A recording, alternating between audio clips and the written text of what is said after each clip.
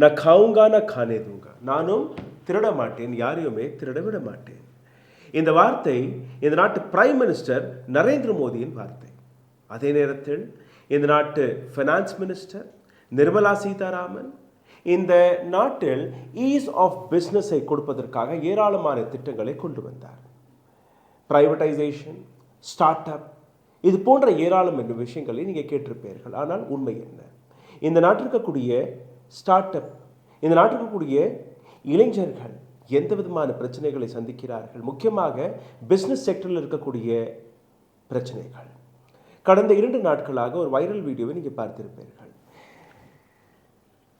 வின்ட்ராக் ink என்கிற ஒரு நிறுவனம், அவர்களுடைய எக்ஸ் பக்கத்தில் ஒரு ட்வீட் வெளிவந்தது. அக்டோபர் 1ஆம் தேதியிலிருந்து நாங்கள் இந்தியா ஆப்ரேஷன்ஸ்களை நிறுத்தப் போகிறோம் என்று. இதே நிறுவனம் ஒரு வீடியோவும் வெளிவிட்டது.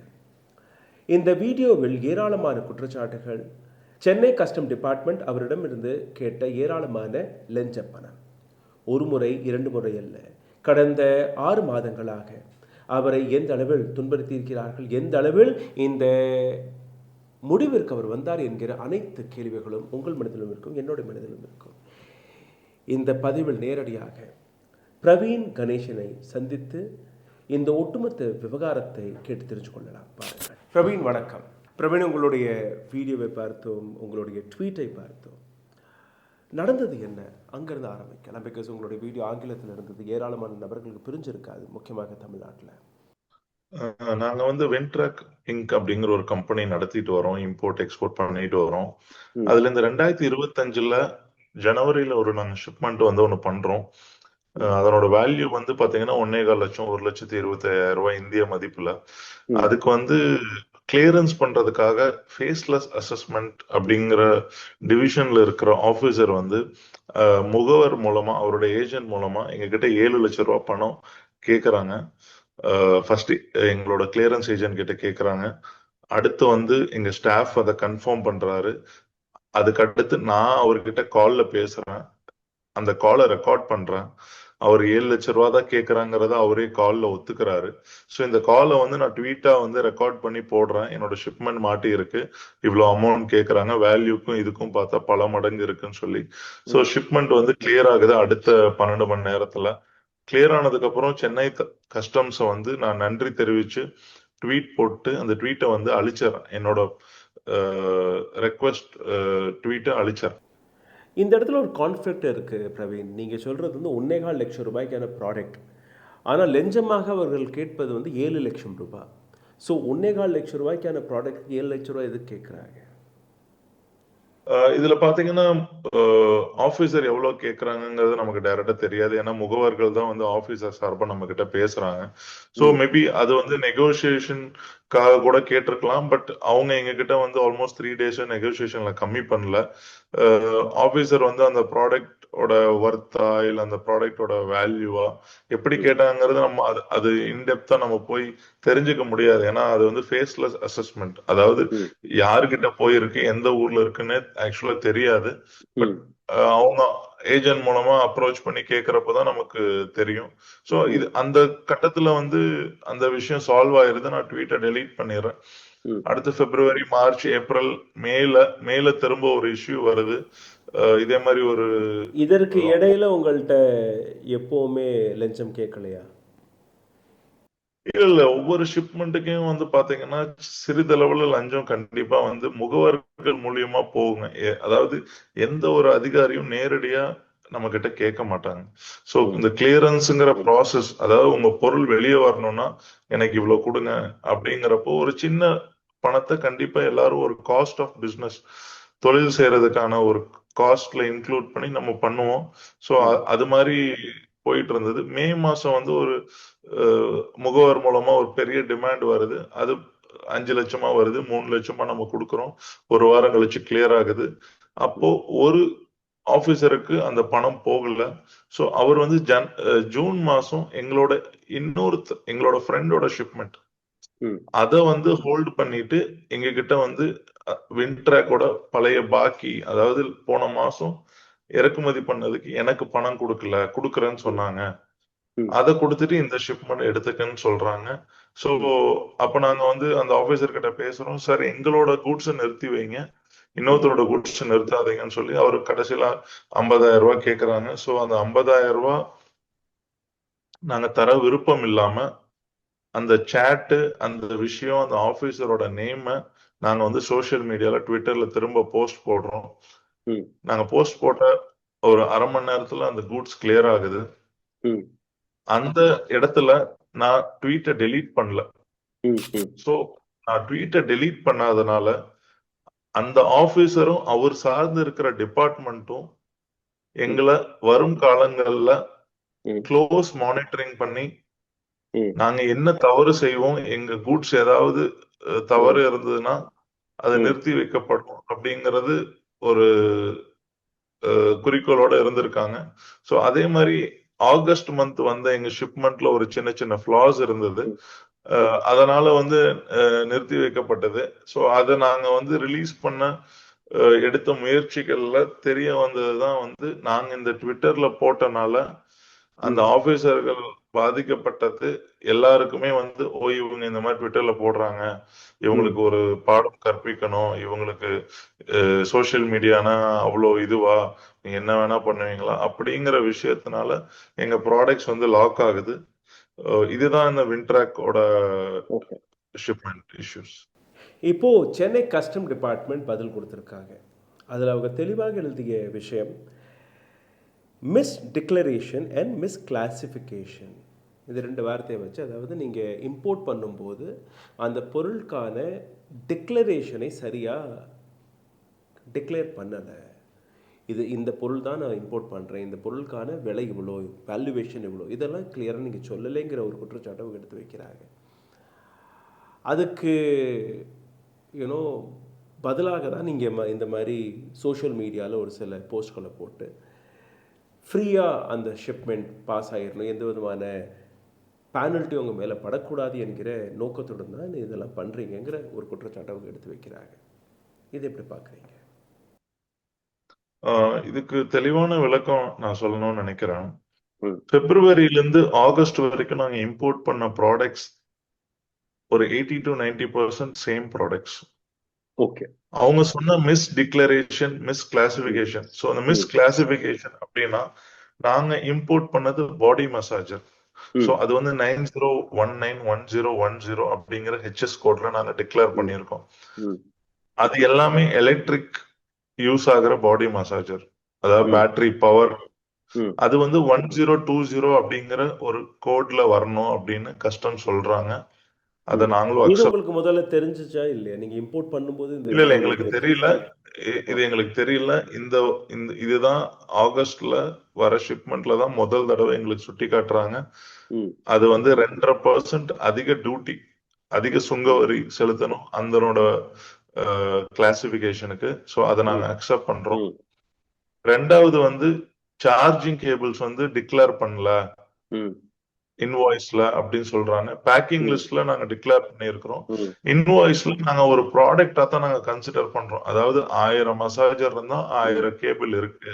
புது ப்ராடக்ட்டுக்கு கேபிள் இல்லாம இயங்க முடியாது. அந்த இம்போர்ட் பண்ற கேபிள நாங்க தனியா எந்த இடத்துலயும் சேல் பண்ணல, ஒரு ஆக்சசரி மாதிரி சேல் பண்ணல. இத வந்து நாங்க விளக்கத்தை எடுத்து வைக்கிறோம். சோ இது எல்லாத்தையும் தாண்டி அவங்க வந்து இ waste management, plastic waste and battery waste, இதுக்கான இபிஆர் அப்படிங்கிற சர்டிபிகேட் கேட்டிருக்காங்க. ஸோ இதனால எங்க ஷிப்மெண்ட் வந்து ஹெல்டப் ஆயிருக்கு. ஸோ அந்த ஷிப்மெண்ட் ரிலேட்டடா இபிஆர் சர்டிபிகேட்ஸ் நாங்க அப்ளை பண்ணி சப்மிட் பண்ணோம். பட் கஸ்டம்ஸ் வந்து எங்களுக்கு அந்த சர்டிபிகேட் வந்தா மட்டும்தான் ரிலீஸ் பண்ணுவோம், இந்த அப்ளிகேஷனும் இல்ல இந்த ரசீதை வச்சு ரிலீஸ் பண்ண முடியாது அப்படின்னு சொல்லிட்டாங்க. இதுக்கடையில தான் நாங்க இன்னொரு கம்பெனி மூலியமா இன்னொரு ஷிப்மெண்ட் பண்ணோம், எங்க ஃபேமிலி மெம்பர் கம்பெனி மூலியமா. ஸோ அதுலயும் வந்து அதிக லஞ்சம் கேட்கப்பட்டது. அந்த லஞ்சத்தை கொடுத்து அந்த ஷிப்மெண்ட்டை கிளியர் பண்ணி அந்த முகவர் எங்ககிட்ட கேட்டதை நாங்க கொடுத்தோம். ஸோ முகவர் என்ன கொடுத்தாரு, இங்க எவ்வளவு தெரியாது. ஸோ அந்த ஷிப்மெண்ட் கிளியர் ஆனதுக்கு அப்புறம் நான் ஒரு உயரதிகாரி கிட்ட போய் வந்து இதை பகிர்ந்துகிட்டேன், யதார்த்தமா இந்த மாதிரி இவ்வளவு லஞ்சம் கேட்கறாங்கன்னு சொல்லி. ஸோ அது டிபார்ட்மெண்ட்டுக்குள்ள தெரிஞ்சனால எங்களோட அடுத்த ஷிப்மெண்ட் கிளியர் ஆகாம போச்சு. நீங்க லஞ்சம் கொடுத்துட்டு நீங்க மேலதிகாரிகிட்டயும் சொல்றீங்க அப்படிங்கறனால எங்களோட ஷிப்மெண்ட்ஸ் எல்லாமே நின்றுச்சு. அவங்க வந்து இப்ப என்ன சொல்றாங்கன்னா, நாங்க கேட்கிற சர்டிபிகேட்ஸை ப்ரொவைட் பண்ணுங்க, உங்க ஷிப்மெண்ட்டை நீங்க எடுத்துக்கங்க அப்படிங்கிறது அவங்களோட இறுதியான வாதமா இருக்கு. இப்போ நீங்கள் சைனா மற்றும் தாய்லாண்டில் இதே போன்ற பிஸ்னஸ் நீங்கள் எஸ்டாப்ளிஷ் பண்ணியிருக்கீங்க. இந்தியாவிற்கும் மற்ற நாடுகளுக்கும் இருக்கக்கூடிய அந்த ஈஸ் ஆஃப் பிஸ்னஸ் என்பது எந்த அளவில் வித்தியாசம் வேறுபடுது? நம்ம சைனால இருந்து பெரும்பாலும் எக்ஸ்போர்ட் பண்றோங்க.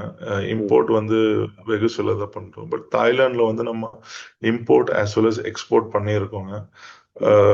யூஸ்வலா நம்மளோட இன்டர்வீனிங்கே இருக்காது. அதாவது ஒரு ஏஜென்ட் கிளியர் பண்றாங்க, எக்ஸ்போர்ட் பண்றாங்கன்னா அவங்களே எல்லா வேலையும் பார்த்துருவாங்க. கூட்ஸ் வேர் ஹவுஸ்ல ஒப்படைச்சா அது எக்ஸ்போர்ட் ஆயிரும். கூட்ஸ் இன்பவுண்டா வந்ததுனாலும் அவங்களே கிளியர் பண்ணி நம்ம வேர் ஹவுஸ்ல டெலிவரி பண்ணி இது பண்ணிடுவாங்க. இப்போ எங்களுக்கு இதே மாதிரி பிரச்சனை தாய்லாண்டில் வந்தால் என்ன ஆகும்? இப்போ நீங்கள் சென்னை கஸ்டம் டிபார்ட்மெண்ட் கூறியபடி இட்ஸ் எ மிஸ் டிக்ளரேஷன் அப்படின்னு சொல்கிறாங்க இல்லையா? இதே மாதிரி இஷ்யூ தாய்லாந்து இல்லை சைனாவில் வந்தால் அங்கே எப்படி அவங்க பிஹேவ் பண்ணுவாங்க, எப்படி அதை ரியாக்ட் பண்ணுவாங்க? ஸோ ஒரு எக்ஸாம்பிள் நான் சொல்ல விரும்புறேன். நம்ம தாய்லாந்துல வந்து ஒரு பிட் காயின் மைனர் வந்து இம்போர்ட் பண்ணியிருந்தோங்க. ஸோ இம்போர்ட் பண்ணப்போ அவங்க கேட்டது வந்து எங்களுக்கு வேல்யூ ப்ரூஃப் வேணும்னு சொன்னாங்க.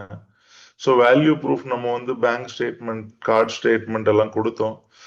அவங்க வந்து செல்லர் கிட்ட இருந்து லெட்டர் கேட்டாங்க, அதை கொடுத்தோம். அவங்க வெரிஃபை பண்ணிட்டு அதுக்கான டியூட்டி இதை பண்ணிட்டு எங்க கிட்ட ஹேண்ட் ஓவர் பண்ணிட்டாங்க. ஸோ இது எல்லாமே வந்து ஒரு நார்மல் ப்ராசஸா தான் இருக்கும். ஸோ இங்கேயும் வந்து எங்களோட நிறைய ஷிப்மெண்ட் குயிக்கா கிளியர் ஆகி வந்திருக்கு. மேபி 1 டே 2 டே 3 டேல கூட வந்திருக்கு.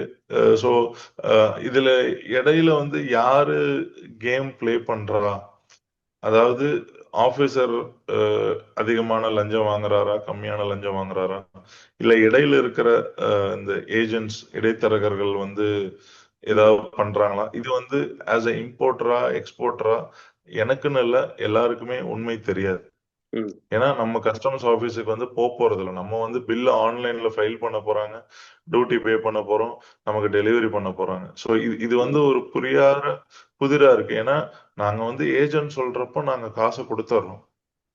எங்களுக்கு பொருள் சீக்கிரம் கிடைக்கணும். பொருள் வராட்டி டெய்லி டிமரேஜ் வந்து ஏறிட்டே இருக்கும். ஸோ நாங்க வந்து எங்களோட லாஸை வந்து குறைக்கிறதுக்காக இத மாதிரி அக்செப்ட் பண்ணி நாங்க வந்து ப்ராடக்ட்டை வெளியே எடுக்கிறோம். ஸோ இது வந்து ஒரு நார்மல் ப்ராக்டிஸாக மாறிடுச்சுங்கிறீங்க தமிழில், ஸ்பெஷலி சென்னை போர்ட்டுகளில், இல்லை இந்தியா முழுவதும் இருக்கக்கூடிய அனைத்து போர்ட்டுகளிலும் இதே நிலை தானே? இல்ல, இந்தியா முழுவதும் அனைத்து போர்ட்லயும் இருக்குங்க. பட் மேபி லஞ்சம் குறைவா இருக்கலாம், ஒரு ஏற்றுக்கொள்ளக்கூடிய அளவுல இருக்கலாம். இங்க வந்து ஜாஸ்தியா இருக்கு அப்படின்னு நமக்கு வந்து ஃபீல் ஆகுது, நமக்கு தெரியுது. அதுக்கான முழு காரணம் வந்து அரசு நடத்துற விசாரணையில தான் வந்து தெரிய வரும் அப்படின்னு நானும் வெயிட் பண்ணிட்டு இருக்கேன். ரைட். இந்த ட்வீட் போட்ட உடனேயே உங்களுடைய ட்வீட்டுக்கு பதில் போட்டு இன்னும் டிபார்ட்மெண்ட்லேருந்து உங்களுக்கு பதில் கொடுத்துருந்தாங்க, அது மாதிரி we will investigate on this. இதுக்கு முன்னாடியும் நீங்கள் 2 முறை இதே போன்ற ஒரு சில எக்ஸ்போஷர்ஸ்களை செஞ்சுருக்கீங்க. ஒரு வாட்டி ஆடியோ ரிலீஸ் பண்ணீங்க, இன்னொரு வாட்டி ஸ்க்ரீன்ஷாட்ஸ் எல்லாம் போட்டிருக்கீங்க. அப்போது உங்களை யாருமே சந்திக்கலையா? அப்போது யாருமே இந்த மாதிரி okay fine we will investigate on திஸ்ன்னு சொல்லலையா? இல்ல சார், அதுதான் நானும் அவங்க கிட்ட இந்த டைம் நான் ஷேர் பண்ணியிருக்கேன். ஜனவரிலயோ ஜூன்லயோ எங்களை கூப்பிட்டு பேசி இருந்தாலோ, எங்களை கூப்பிட்டு விசாரிச்சிருந்தாலோ, இது ஏன் நடக்குது, யார் இந்த மாதிரி தவறு செய்யறா, எந்த இடத்துல தவறு நடக்குது, இல்ல எங்க இடத்துல தவறு நடக்குதா, இல்ல வந்து அதிகாரிக்கு இடத்துல நடக்குதா, இல்ல இடையில இருக்கிற தரகர்கள் நடக்குதா அப்படிங்கறது முன்னாடியே வந்து சால்வ் பண்ணியிருந்தா இன்னைக்கு வந்து இந்த நிலைமை வந்து எங்களுக்கு வந்திருக்காது. ஃபர்ஸ்ட் ஆஃப் ஆல், ஏன்னா எங்களோடதுதான் பொருள், எங்களோடதுதான் பணம், லாபம் நஷ்டம் எல்லாமே எங்களை தான் சார்ந்தது. ஏன்னா அதிகாரிகளோ இல்ல இடைத்தரகர்களோ எந்த வகையிலும் பொருளாதார அடிப்படையில பாதிக்கப்பட மாட்டாங்க. பிரவீன், இந்த இடத்துல என்னுடைய இன்னொரு கேள்வி, லஞ்சம் கொடுப்பதோ வாங்குவதோ ரெண்டுமே தவறு. நீங்கள் படித்தவர், உங்களுக்கு நல்லாவே தெரியும். இந்த மாதிரி ஒருத்தர் வந்து லஞ்சம் கேட்குறாரு, நீங்கள் லஞ்சத்தை கொடுக்குறீங்க, so that you can get an easy access to your ப்ராடக்ட்டுங்கிறதுனால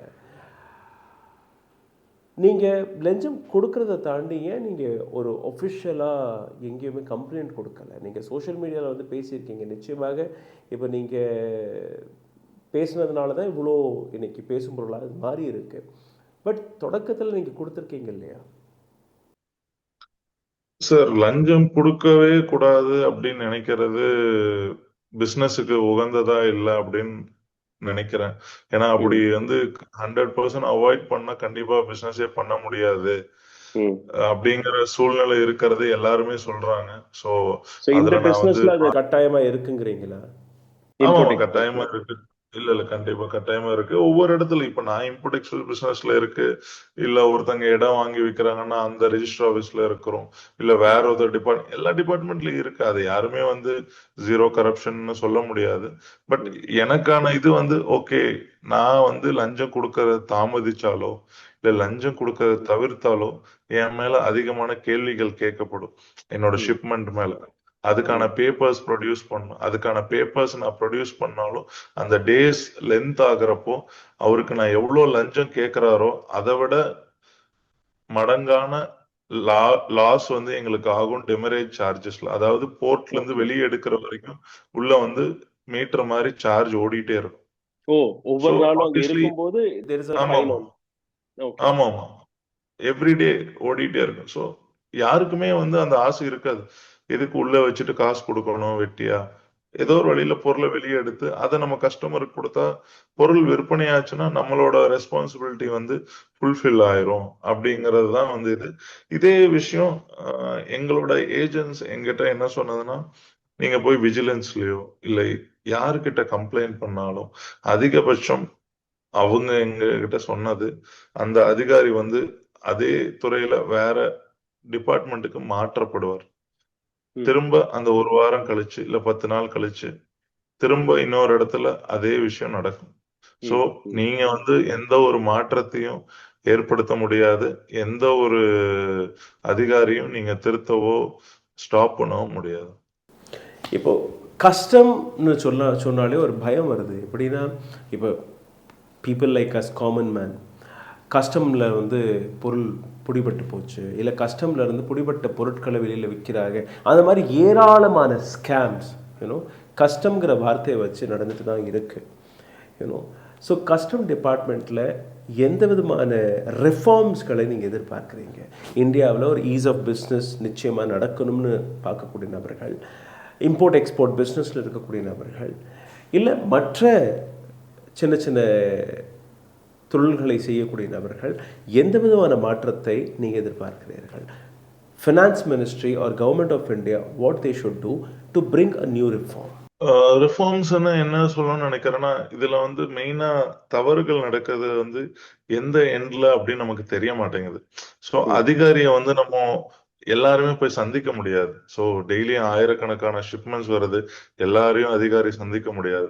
so அதுக்கு தான் வந்து அந்த சிஹெச்ஏ அப்படிங்கிற வந்து ஒரு கஸ்டம்ஸ் ஹவுஸ் ஏஜென்ட்டை வந்து எல்லாரும் நியமிச்சு அவங்க அந்த வேலையை வந்து செய்யறாங்க. ஸோ அவங்க வந்து நார்மலா ஒரு சார்ஜஸ் வந்து பாத்தீங்கன்னா ஒரு இம்போர்ட்டுக்கு 5000 ரூபாய் இல்ல 10,000 ரூபாய் வாங்குறாங்க. ஸோ அவங்க என்ன நினைக்கிறாங்க, அந்த 5000 10,000 ரூபாயில எங்களுக்கான ரெவென்யூ எங்களுக்கான ப்ராஃபிட் இல்ல அப்படின்னு தெரிஞ்சு இந்த லஞ்சம் வாங்கி கொடுக்கறதுல அவங்களோட மார்க்அப் ஆட் ஆகுது. ஸோ இந்த மார்க்அப் எல்லாமே வந்து பாத்தீங்கன்னா கடைசியில கெட்ட பேர் யாருக்குன்னா அந்த அரசு அதிகாரிகளுக்கு தான் வருது, கஸ்டம்ஸ் அதிகாரிகளுக்கு தான் வருது.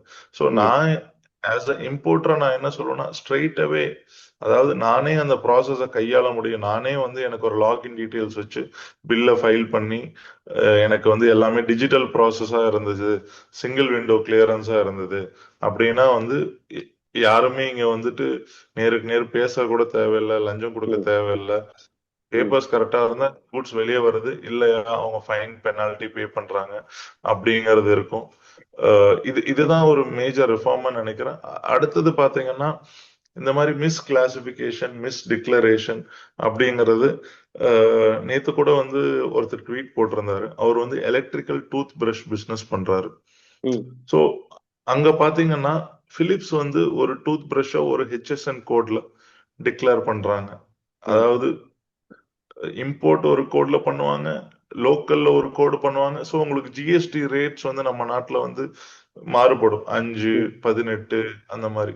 ஸோ இது வந்து கன்சியூமருக்கான கம்ஃபர்டபுள் பெனிஃபிட்ல அது மாதிரி பண்றாங்க. ஸோ இது வந்து கவர்மெண்ட் வந்து ஒரு யூனிஃபைடா இருந்துச்சுன்னா யாருமே வந்து இந்த டாக்ஸுக்காக வந்து கிளாசிபிகேஷனை மாத்த தேவையில்லை. இப்ப நான் சொன்ன மாதிரி ஒரு கிளாசிபிகேஷன் எங்களுதுல மாறுபட்டிருக்கு. அந்த 2.5% வந்து ஆஸ் இம்போர்ட்டர் வந்து ஏமாத்திட்டாங்க, அரச வந்து ஏமாத்துறாங்க, அரசுக்கு வந்து நஷ்டம் விளைவிக்கிறாங்க அப்படிங்கிறது இல்ல. சோ அது வந்து ஈஸியா இருந்ததுன்னா எல்லாருக்கும் வந்து எளிதில் பிசினஸ் பண்ணிடலாம். இந்த மாதிரி கன்ஃபியூஷன்ஸோ ஒரு வந்து பிளேம் கேம் வராது.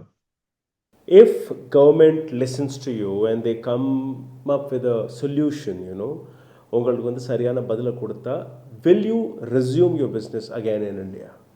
சார், எனக்கு வந்து இந்த கடந்த 45 நாட்கள் மேல வந்து நான் நிறைய மன உளைச்சல் அனுபவிச்சுட்டேன். ஸோ திரும்ப திரும்ப அதை நான் போய் வந்து ரிஸ்க் எடுத்து பணமும் என்னோட உடல்நிலையத்தையும் பாதிக்க விரும்பல. ஸோ எனக்கு இதர நாடுகள்ல பிசினஸ் இருக்கிறங்காட்டி அங்க நான் வந்து தொடர விரும்புறேன். இந்த நான் ட்வீட் போட்டதுனால எனக்கு என்ன கான்சிக்வன்சஸ் வந்தாலும் அதை நான் ஃபேஸ் பண்ண தயாரா இருக்கேன். இதுல ஏதாவது ரிஃபார்ம்ஸ் அரசாங்கமோ இல்ல சுங்கத்துறையோ என்ன நல்லது செஞ்சாலும் இனி வரும் காலங்கள்ல அனைத்து ஏற்றுமதி இறக்குமதியாளர்களுக்கும் அது பயனுள்ளதா இருக்கும். அதுதான் வந்து என்னோட இறுதி முடிவா இருக்கு. நான் வந்து இல்ல எனக்கு வந்து திரும்ப அரசாங்கம் நான் கேட்டதை செஞ்சு கொடுத்துட்டாங்க, இல்ல என்னோட பொருள் வெளியே வந்துருச்சு, நான் திரும்ப வந்து இறக்குமதி ஏற்றுமதி நான் ஸ்டார்ட் பண்ண போறேன், அப்படி இல்லை அந்த ஒரு டிமாண்ட் ஒரு சுயநலவாதியா நான் இல்ல.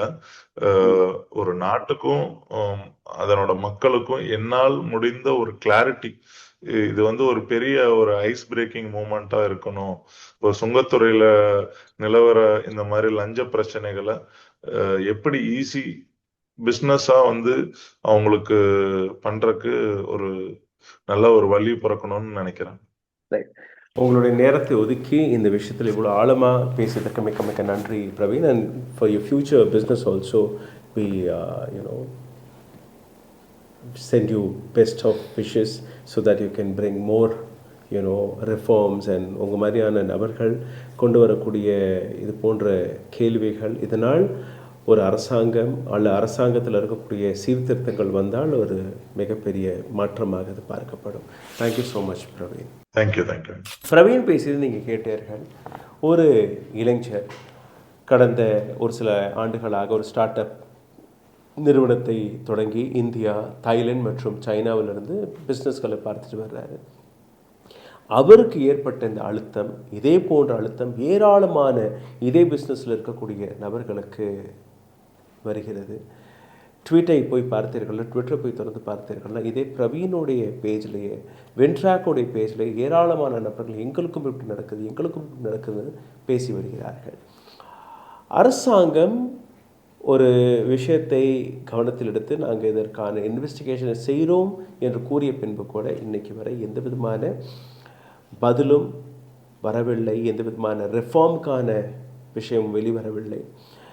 நிர்மலா சீதாராமன் அல்ல கஸ்டம் டிபார்ட்மெண்ட்லேருந்து ஒரு ஒஃபிஷியலான எந்த விதமான பதிலும் இதுவரை வராததுக்கான காரணம் என்ன? அப்போது இதையும் கடந்து சென்று விடலாம் என்று நினைக்கிறார்களா? அல்ல எந்த விதமான மாற்றமும் தேவையில்லை, இது போன்றவர்கள் பேசுவார்கள், கூச்சல் போடுவார்கள், இதை தாண்டி வேறு எதுவுமே அவர்களால் செய்ய முடியாது என்கிற அந்த அகங்காரத்தில் பேசுகிறார்களா? இந்த வீடியோ உங்களுக்கு பிடித்திருந்தால் தயவு செய்து இதை பகிருங்கள். உங்களுடைய கருத்துக்களை கீழே கமெண்ட் பாக்ஸில் எழுதிவிடுங்கள். இதை தாண்டி எங்களை சப்போர்ட் செய்ய நினைக்கக்கூடிய நபர்கள் கீழே இருக்கக்கூடிய யூபிஐ ஐடி வழியாக உங்களுடைய ஆதரவுகளை தெரிவிக்கலாம். நன்றி, வணக்கம். ஊடகம் கார்ப்பரேட் அரசியல்வாதிகளின் கைப்பாவையாக அடிமைகளாக இருந்தது போதும். இனி சாட்டை எடுத்து சுழற்றும் நேரம் வந்துவிட்டது. ஊடகம் பொதுமக்களாகிய உங்களுக்காக உங்களாலேயே இயக்கப்பட வேண்டும். ஊடக சுதந்திரத்திற்காக உங்களின் பங்களிப்பை இன்றே அளித்திடுங்கள்.